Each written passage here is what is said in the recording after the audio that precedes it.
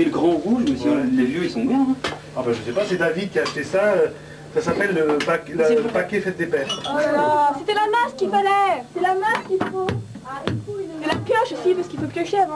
Et une pioche. Il y en a une là, hein. Ouais, mais c'est pour en faire. Bah et non, une pas pioche. pour Ah bon, non, non, c'est bon, pas de pioche. Il y a un aspirateur là-dessous, je sais pas dans quel état il est. Mais c'est quoi ça? Attends, prends-le bien parce que... C'est un bout de bois? Oh lolo. Attends. On trouve d'autres ces trucs. C'est bon là? Mais oui, quand même. Faut me faire mal. On va les abîmer pour rien. Enfin, je veux dire, c'est... Ok, non, non. Là, ça sert à rien. Hein. Ah, celui-là. Un et même deux. Voilà. Soyons fous, allons-y. Celui-là, mon Dieu, il est lourd.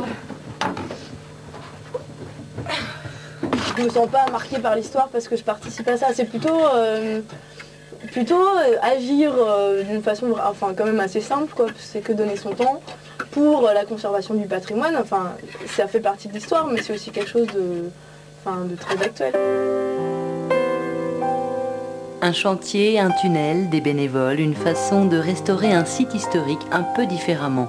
L'association Sauvegarde du Paris historique et l'Union Rempart collaborent pour préserver nos histoires. Celle-ci par le dos. Située dans le 14e arrondissement, la maison du Fontainier retrace une partie de l'aménagement et de la distribution de l'eau dans la capitale. Ce qui m'intéressait, c'était de venir le week-end parce que c'est dans ma ville et en plus que j'ai pas l'impression d'être à Paris. C'est vraiment une coupure dans le mois, c'est une espèce de repère. Il y a quand même un intérêt historique, premièrement, parce que je connaissais pas du tout le quartier, je connaissais pas non plus l'aqueduc Marie de Médicis. L'ambiance est très bonne, c'est une association jeune, dynamique, et moi qui suis un peu isolée sur Paris, ça me permet de rencontrer du monde, d'avoir des relations, et aussi une expérience dans le milieu du patrimoine.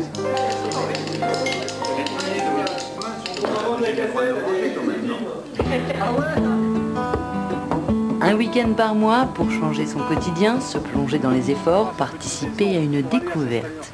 Et puis, sans aller piocher, les curieux pourront suivre une visite guidée pour apprendre entre autres que Marie de Médicis, en 1613, fait effectuer ses travaux d'adduction d'eau pour alimenter son palais du Luxembourg.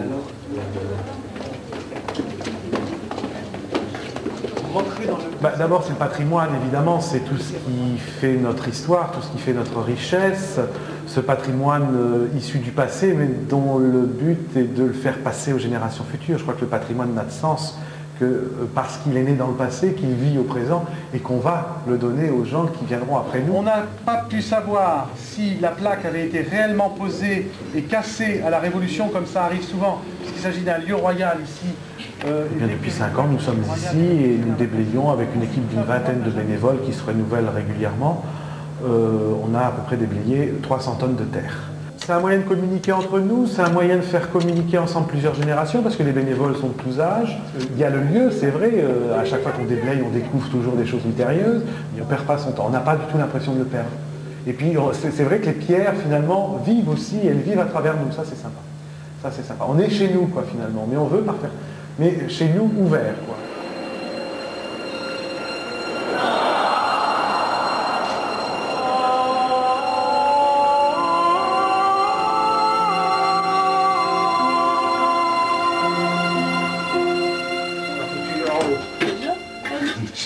C'est bon.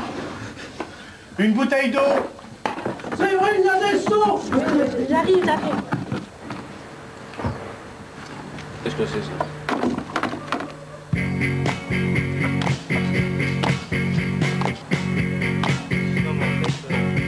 Même si c'est un travail de fourmi, au moins ça sert à quelque chose. Ah, ma bagarine, alors t'es toute fatiguée, dites donc. Tu t'es épuisé à ton trou. Voyons, c'est Dieu de monter les sauts, hein. De toute façon, Emmanuel, il est tranquille, il n'a plus pas sur la pellicule.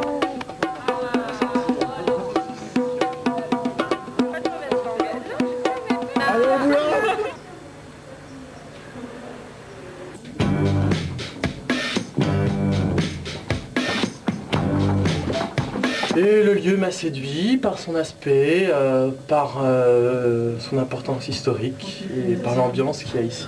Moi j'ai une maîtrise d'histoire et je veux faire un DSS de patrimoine. Enfin je voulais. Je suis en train de changer d'avis, je dois faire de la communication.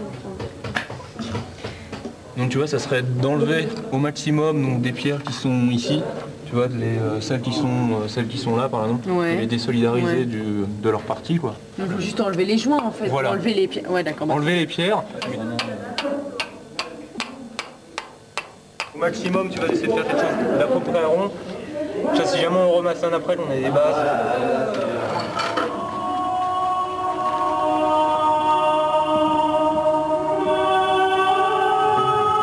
Alors voilà, il y a des moments de vide comme ça.